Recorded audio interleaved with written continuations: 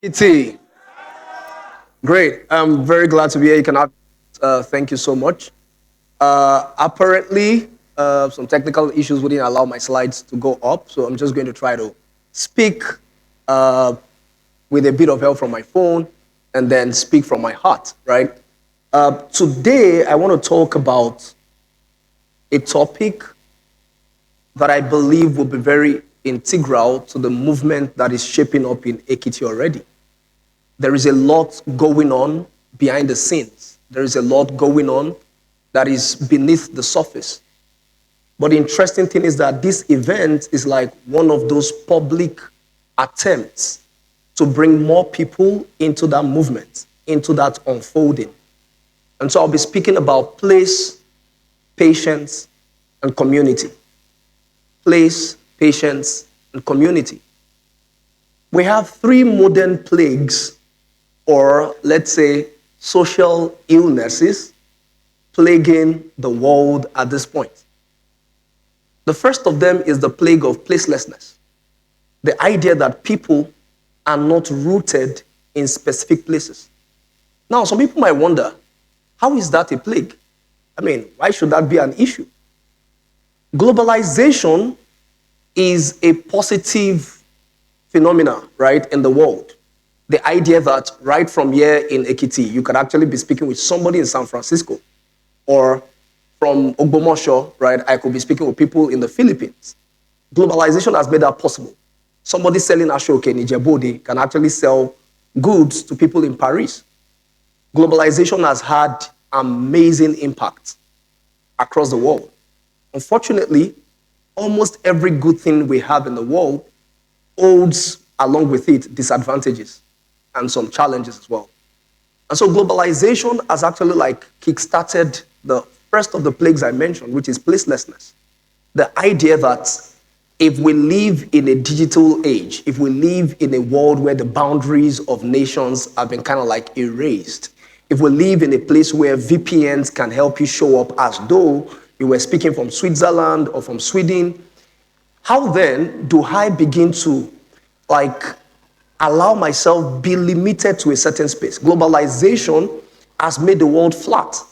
And so it makes it seem like being limited to a certain place is a disadvantage and not an advantage. So what happens is that people float. People do not have any sense of loyalty to specific places. But this was not the case many years ago. I'm going to use a few examples, right? There is the first Nobel laureate in Nigeria, Wole Soyinka. Wole Soyinka, till date, has made Abeokuta his home, and he has lived there over the decades, irrespective of all the access he has across the world to uproot himself and go live elsewhere. That is one example of many of people who have done amazing things who actually decided to stay put in a certain place. My life was transformed in Ibadan by a man called Dr. Tony Marino. Dr. Tony founded Educare Trust Exhibition Center, a youth and community center that actually like created a safe space for young people like me who were looking for meaning to actually come in, get equipped, and believe we could change the world from anywhere we were. Dr. Tony Marino is an award-winning author, an award-winning playwright. In fact, he has one of the best Obs and Giant clinics in the whole of Nigeria, St. Gregory's. He could easily have moved to Lagos, Abuja, or even outside the country if he wanted to. Interestingly, he is half caste, so he could easily have moved. But he has remained in Ibadan over the decades, seeding Ibadan with seeds of hope and possibilities. And one of his products. And I see many of his products scattered across the world because a man chose to stay in a certain place. One of the first questions I would like to ask you is, when you think about your future, do you think about a specific place you would like to anchor yourself in? It's a very important question we need to ask today, and a question that we need to ask our generation consistently. The second plague is the plague of the tyranny of time. Time is a very cruel master if you do not know how to tame it. Time is a cruel master. That's why a lot of people actually find themselves caught up in the rat race of life. Why would you be caught up in the rat race of life? Because you're comparing someone's 10-year result with your 1-year effort. Your 1-year effort and somebody's 10-year result do not match. That person has put in 10 years of consistent labor, effort, investment. And so because of the digital space as well, like you're able to kind of like get sneak peeks into people's lives, right? So on Instagram, you see all the polished faces and all the cars and all of those things. And suddenly you look at that person and feel like, whoa, like, why don't I have the same thing this person has? But you see, the internet is very good at curating the best parts of people's lives and amplifying those. You don't see the work that goes on behind the scenes. The tyranny of time is a plague that has been plaguing our generation. We want to actually like make things happen that should span decades. We want to make them happen like yesterday or like today, but it doesn't work like that. So time is again meant to be our friend. Time is meant to be a partner we dance with to actually like unfold all the possibilities that are resident inside of us. So that's the second plague. When I speak to people nowadays and I ask them, tell me, how much time horizons are you thinking in? And people are like, they're thinking about the next 2 years. I hardly find people talking about 10 years or 20 years or 30 years. I'm part of an organization called Branches Worldwide. And why was the organization like very interesting to me? It was because when I read on their website that they were looking for 30 leaders from 30 countries to journey with them for 30 years, I was like, wow, 30 years. That was the first time I was seeing an organization that was speaking about a 30-year time frame to work with leaders. Obviously, there are other people that have been doing multi-generational work. Again, in Nigeria, we might be hard-pressed to find transgenerational businesses or companies. Like the oldest company in Nigeria, the oldest indigenous company in Nigeria. Can anybody take a guess? Indigenous company. Well, maybe not. Alabukun is the oldest indigenous company in Nigeria. It's more than 100 years old. But a lot of other companies that had even more, more vibes, more energy, more capital, they faded away before they met the 100-year mark. We have had a big challenge of transgenerational impact and transgenerational inheritance in Nigeria. And it is also because of this idea of the tyranny of time. The first generation builds, and they build with all their heart. They build over decades. They hand it to the second generation, and those ones think, oh, wow, right? We're just going to, like, do this and do that, gamble with this and all of that. And then the next thing is all the money, all the capital is gone. They run the companies into the ground, and then the companies fold up. That's a plague we're experiencing today. And the third is I'll call it the illness of isolation. Isolation is very big as far as we consider problems of the 21st century. And you know why it is big? Because when we are on our devices, we feel we're actually connected with people. The fact that you're chatting with people on WhatsApp and, Telegram, whatever it is, you're chatting, doesn't mean you are in relationships that have depth, right? So you can have different, and you see, one of the ways you can evaluate how that you might be isolated or you might be living in isolation is the fact that almost all the emojis you use actually do not represent how your face looks like at that moment. So you use a laughing emoji and your face is as straight as, and so we see that we are detached. Our emotions are detached from our lived realities. And that's what isolation is. So we hardly build deep community. There's a typical question people ask, and they say, if you had a financial challenge right now, like, do you have 5 people you could call at the drop of a hat and then they are going to like help you out? A lot of people have acquaintances, but they don't have friends. They don't have a circle of instigators. I talk about a circle of instigators a whole lot. A group of people that are going to like go all the way with you, that are going to look in your eyes and tell you the truth when you're messing up, that are going to encourage you when everything seems to be going awry. And you see, that challenge, those 3 challenges are like an hydra-headed beast. If you have seen the movie Clash of the Titans, you would remember Hydra, which is like the logo for Versace, right? And then it's this Hydra-headed woman with snakes on her head. And if you actually cut off one of the snakes, then another one just grows in its place.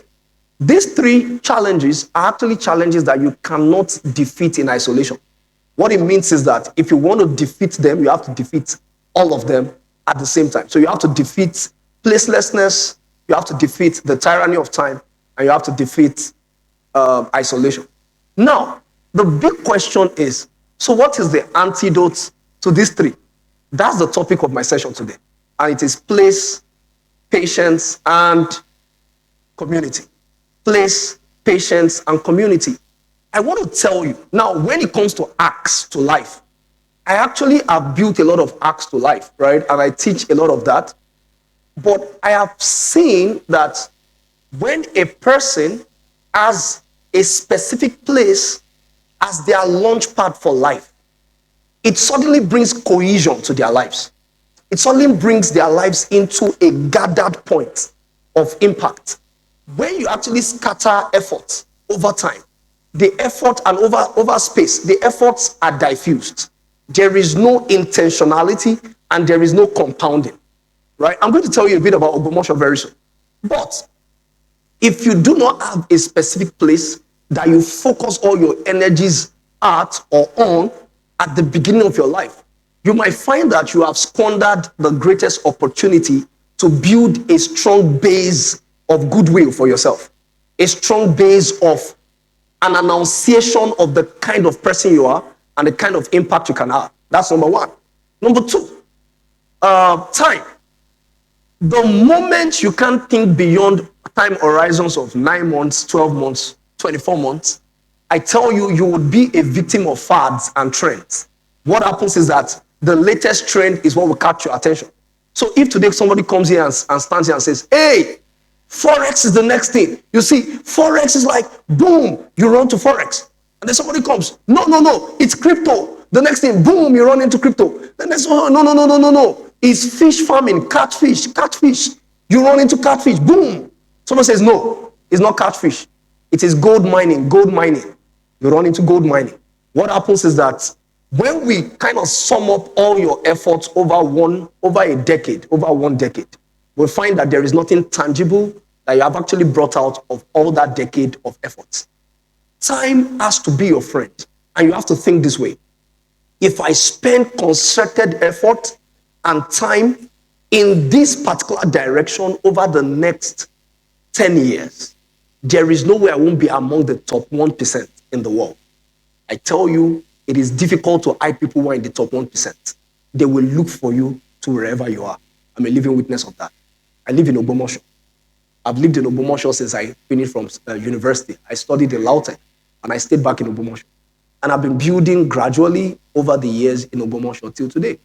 Now, the interesting thing is that the name Ogbomoso is something that people across the world are getting to learn how to pronounce because they are coming to visit Ogbomoso from Germany, from the US, from South Africa, from different places. They're coming to visit Ogbomoso. They hear about it, they're like, wow, what's going on there? We need to actually travel down and see what's going on. I didn't start as a business person, but then in 2017, I co-founded a business and then I was helped to build a very amazing team. And I can see one of my team members sitting right in the audience, Funto. And you see, we made a decision.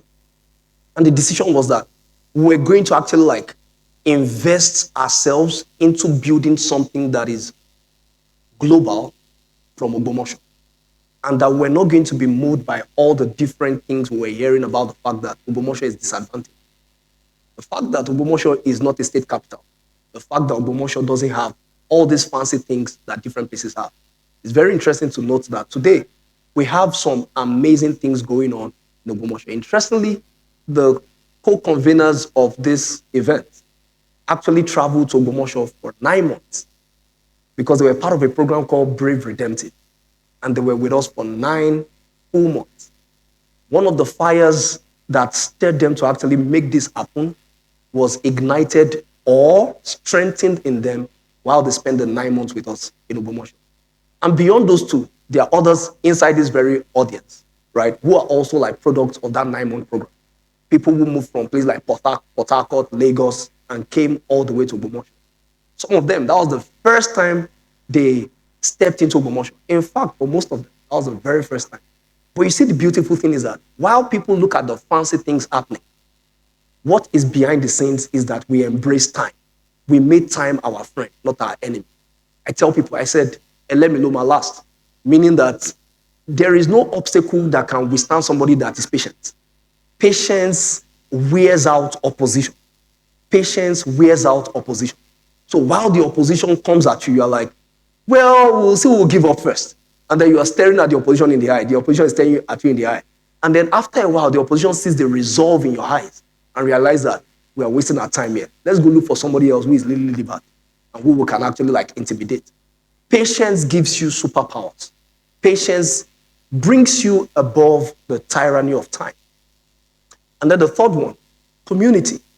The truth is that it has been said that if you want to go fast, you go alone. That's the thing. When the tyranny of time has actually eaten deep into a man would rather go by themselves.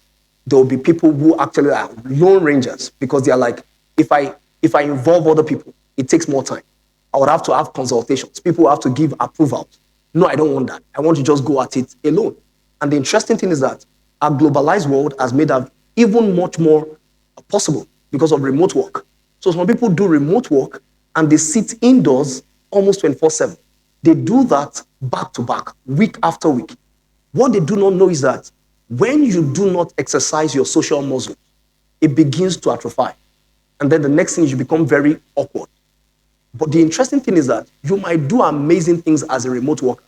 But when it comes to shaping history, you can't do it without having the skills to actually like interface with people and carry people along with you in your vision. And that's why community is very important.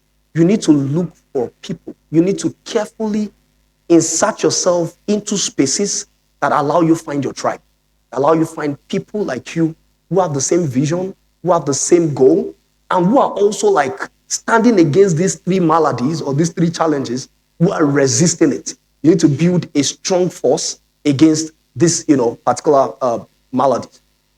I remember 2012, I was looking for people like me in Ogbomoso. I was actually looking for people like me in Ogbomoso. Like, wait, if I'm going to stay here for the long haul, I need to actually see people who also are here for the long haul. And then, do you know how many years it took me to find people? It took me 3 years. But I kept looking. And then 2015, I found the first 2. Then 2016, I found about another 4. And right now, I have about maybe 15 people that we know that we are dedicated. That's apart from my team, right? We have about 15, I have 15 other leaders that we interact together. We kind of like sharpen each other's vision and we're staying here. We've had opportunities, like many opportunities. So what they are doing right now is that they're building their headquarters in Ogbomoso and then spreading branches to Abuja, to Lagos, and to different places. It's very amazing that we now have a place like Ogbomoso hosting a headquarters of a national organization, which has branches in maybe about 6 different places, 7 different places. And we have people choosing, instead of you to say, can we meet in Lagos? You will say, you come to Ogbomoso to meet. And so people have to make the trip. Either they fly in through Ilorin and then drive down to Ogbomoso, or they go through the road. Sometimes that road could be very bad, right? But people weather the storm of going through that road. And as soon as they arrive, they feel like it was all worth it. I remember we had guests from Germany. And these 2 men came last year. They came last year. And when they came, they were like, hey, we'd like to actually, take a road trip. Or like, interesting. Okay, we'll come by road.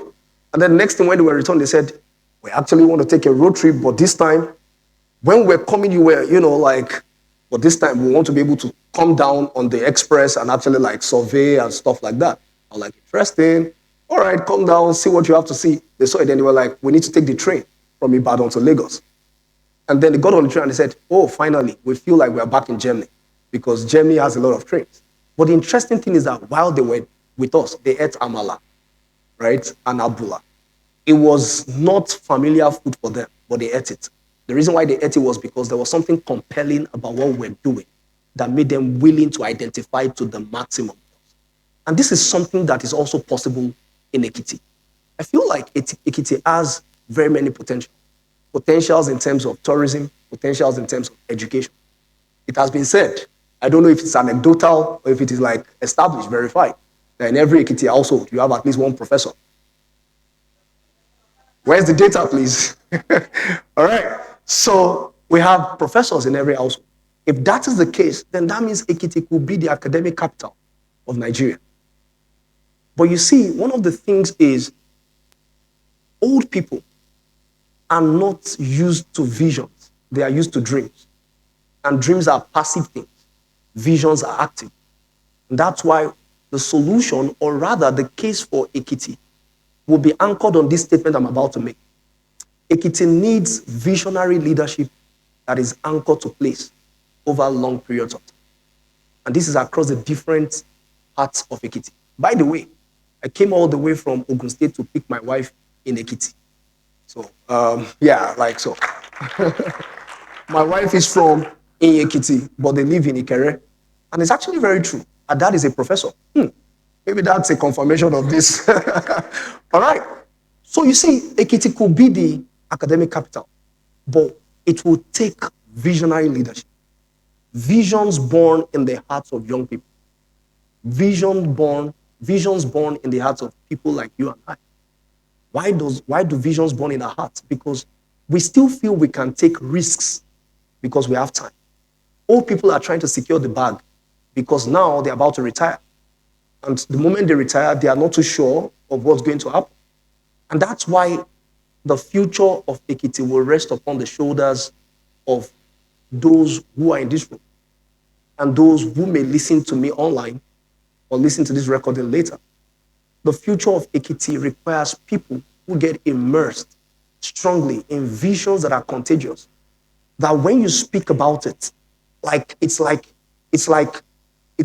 a communicable disease, or it's like radiation, such that as soon as another person comes within your orbit, they begin to see things the way you see it. That's number one. Visionary. Then leadership. The crux of leadership is service. Leadership is not, hey, everybody follow me. No. Leadership is, I lay down my life so other people can actually like use me as a bridge into the pictures of their future. That is the kind of leadership needed to actually transform Ekiti to what it should be. Number three, anchored to place. It means that you have to adopt a place in Ekiti. It could be Oye Ekiti, or Ikere Ekiti, or Inye Ekiti, or Ado Ekiti. Which other Ekiti do we have? Many of them, they are like Ijebu, right? Ijebu, and all of that, yeah. So we have a lot. The interesting thing is, Ekiti also feels compact enough for you not to feel isolated, even if you're in Oye and the next set of people are in Ado. Like, how many people are from Foye here? Okay, so you see, you came all the way. It means that it is possible to actually build communities that strengthen each other across the distance. Communities that keep each other sharpened over the years. Then the last one is over long periods of time.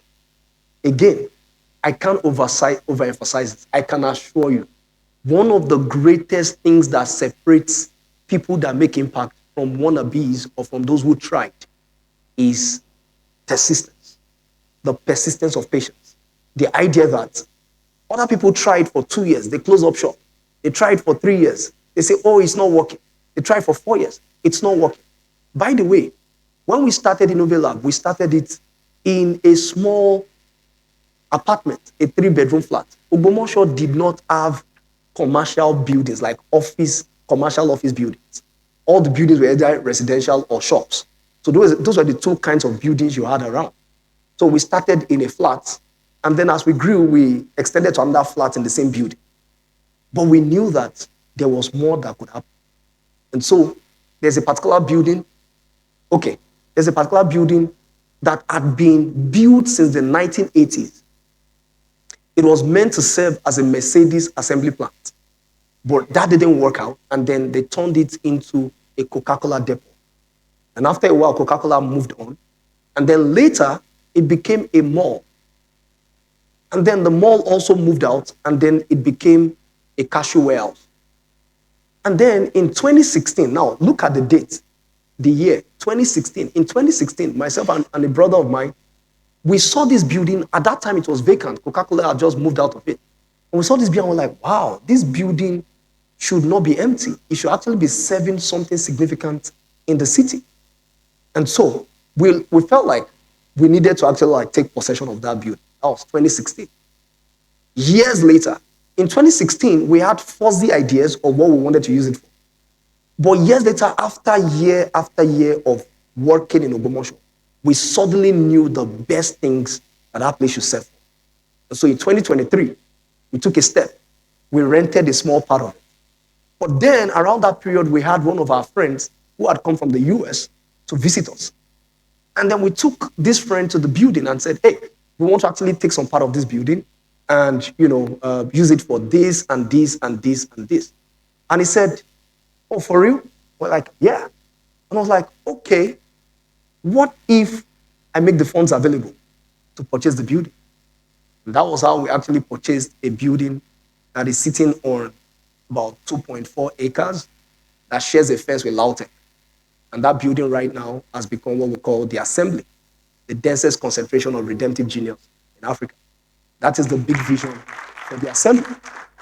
Now, the interesting thing was, what made a person shell out hundreds of thousands of dollars to actually make that happen? It was because when they sat to listen to our story, they knew that we were those who would finish what we started, not those who halfway, because of some challenges, would give up and run. We were those who, without any support, had already built to the level we had built. We had transformed tens of thousands of lives. In fact, not even tens of thousands, actually millions of lives, from children to teenagers to young people to adults. We had helped businesses, like startup businesses that have impacted more than 120 countries. We actually have a business that we actually help. We incubated it, and right from Ogbomoso, it has actually trained people across more than 100 countries, about 120 countries already, more than 120,000 people in bioinformatics, genomics. This was something that would not have even crossed the mind of this person earlier because he never believed that he could even do business. But because we stayed and because we insisted that our vision for Ogbomoso will be stamped on the city. And that's another beautiful thing. Sometimes cities paint pictures that are far less than what they should be.